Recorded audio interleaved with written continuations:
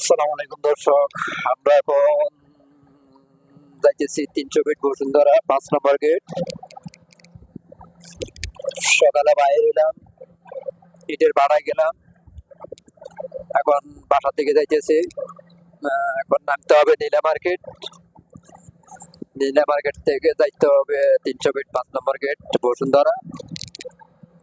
কত সুন্দর পরিবেশ, অসাধারণ দেখার মতন গ্রামের সিনারিটা সুন্দর।